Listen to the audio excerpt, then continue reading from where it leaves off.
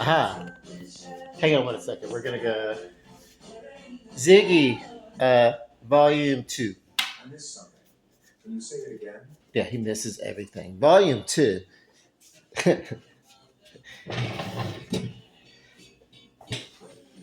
So,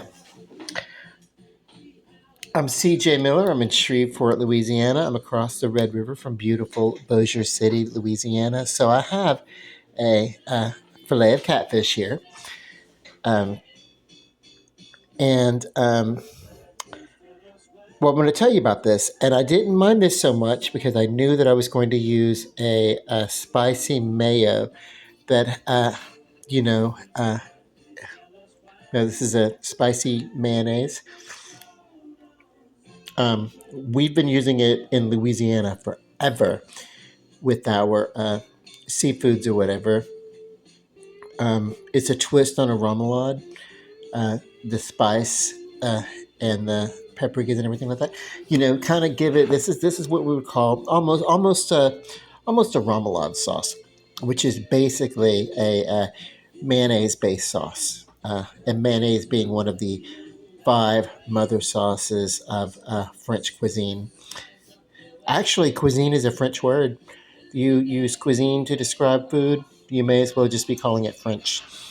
But yeah, I'm sure, whatever, you know, semantics, I don't know.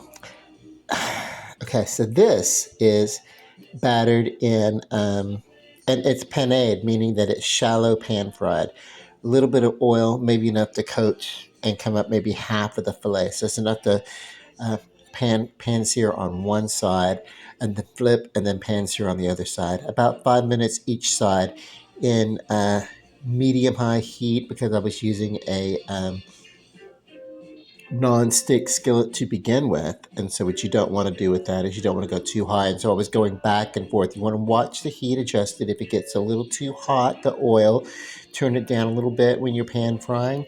And if it's cooled off a little bit too much, you're not really seeing the sizzle that you want, or you're not getting the caramelization, what we call the Maillard effect, where your food caramelizes like this, but you want it, that effect. Then what you do is you increase the heat by a little bit at a time until you see that effect, usually happening around 325 to, you know,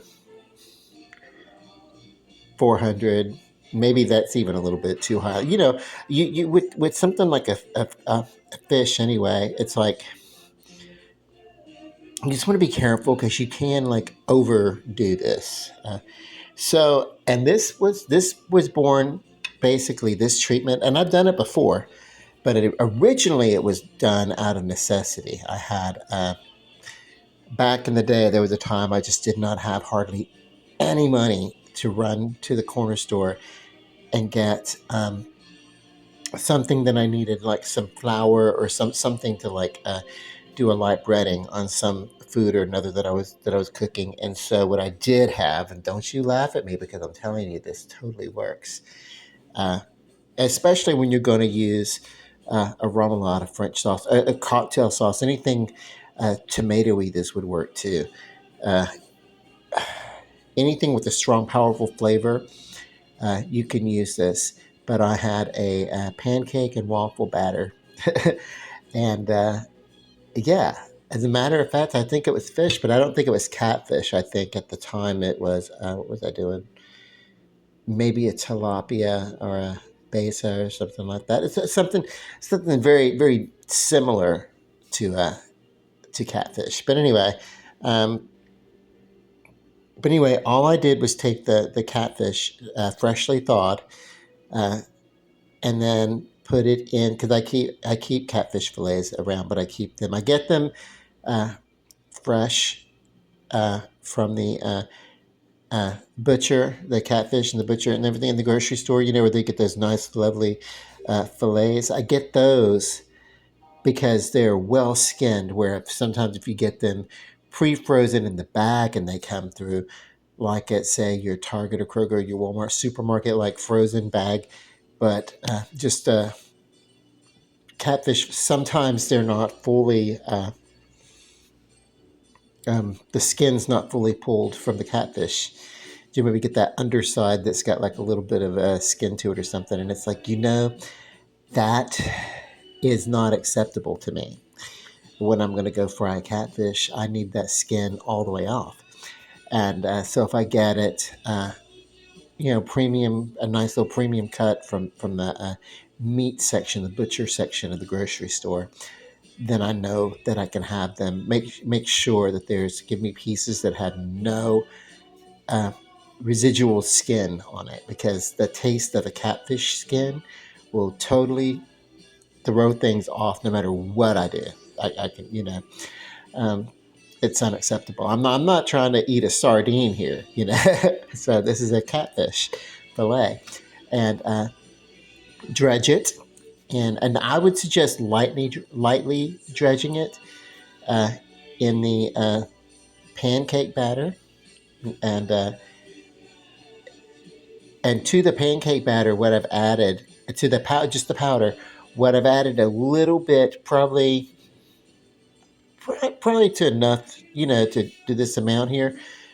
However much you do it, to like 1 part of the pancake batter, maybe add a 1/4 part MSG and an eighth of a part uh, something spicy, uh, paprika, Cajun seasoning, or something like that. That'll have a little bit of salt in it. You can go low sodium because I'm adding the MSG, which is a salt substitute. You know how people say, especially thinking about Asian cooking, how much MSG gets used and how bad it is. That's what they say. And I think maybe they use that in addition to the salt. I don't know. I don't know what the problem. I know this. I know that we have been using it in America for as long as it's been around. Monosodium glutamate, MSG, and it is widely known in a product called Accent, which is a salt substitute. Just about every salt substitute that we have here in America is some form of monosodium glutamate. There are other herbs, there are seasoning blends that you can get that don't use a salt substitute, that don't use an MSG and stuff, that are just as flavorful.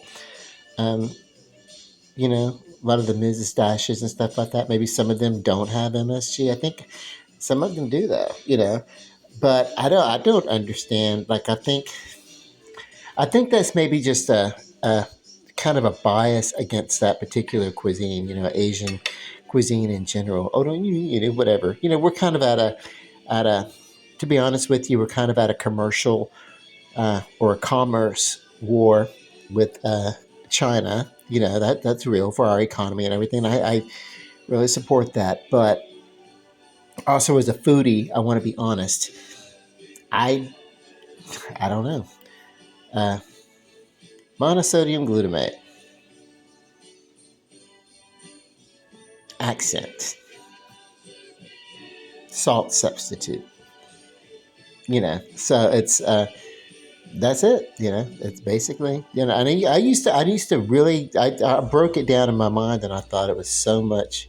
I thought it was something else. I thought it was a type of, a little bit of sugar, a little bit of glucose, a little bit. I thought, you know what I mean.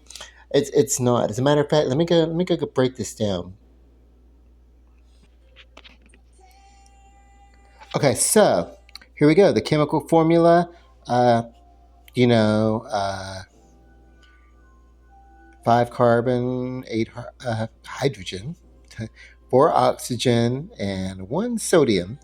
And it's I don't know what an IUPAC name is, but that's apparently some official name. But sodium to amino pentanediide, or whatever.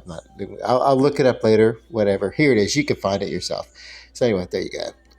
Monosodium glutamate formula, basically. Whatever.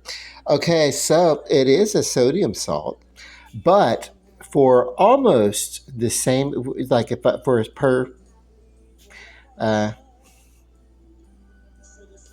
per typical use, suggested of this accent, almost 200. Uh, Hold on, let me go back and read. I just looked at this. I should have taken some notes. So, per recommended use, typical table salt has 194 milligrams of sodium, whereas the accent or the monosodium glutamate, because there's nothing else in there but that, has only 60 compared to you. Actually, it's infinitely more economic sodium for the sodium. So it can be represented as all that. Uh, Yep. Whatever. Okay, so um, I'm still wondering because I used to think, oh my God, it's. But let's see how it's.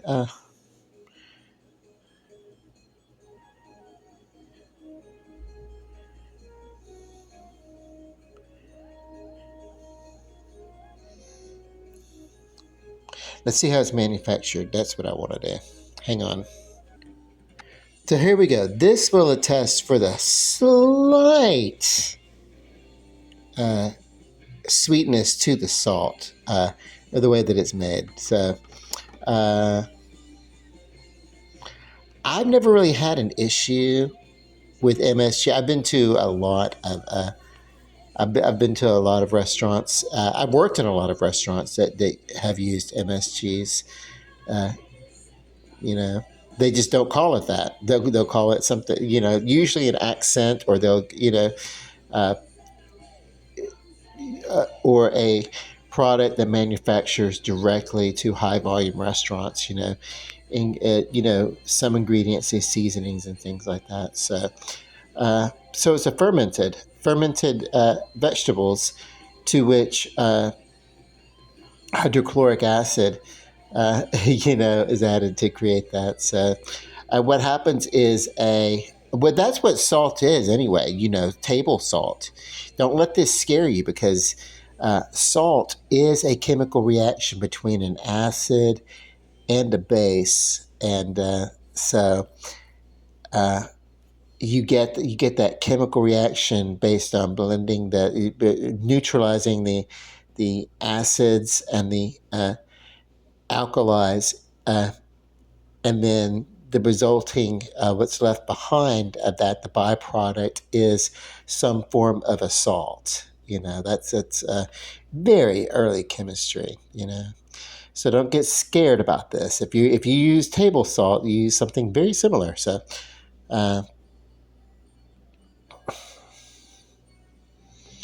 I don't see. I guess you could be allergic. I don't know. Hmm.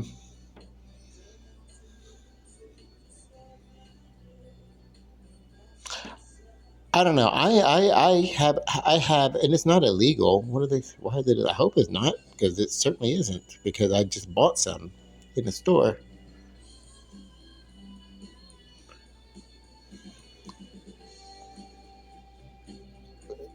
to be listed, not illegal. So that's fine. You want to list if there's salt. Also, you want to list pretty much anything. Anyway, hang on. All the controversy, step it aside. Let's get all the way back to this food. A little bit of MSG, a little bit of pepper, and then whatever is in uh, the pancake batter, pan fried for this fish, and then the garnish is spicy mayonnaise, remoulade, we call it in the South, Louisiana. And then other places. An Asian, there's a product very similar. It's almost identical, called a yum yum sauce. That is, it has a sweetness to it. This is a spicy mayonnaise. It'll have a little bit less. Let's see how. But I've tasted them. They compare very similar, but almost identical. If you were missing the sweetness of a yum yum sauce. It's almost identical, but you wouldn't notice a difference because of the balance in the batter that's on this fish. Now the noodles, in keeping with a yum yum sauce type, you know, dip, and then a Asian style pan fried or French style, whatever. Anyway, in this infusion of cultures on the plate,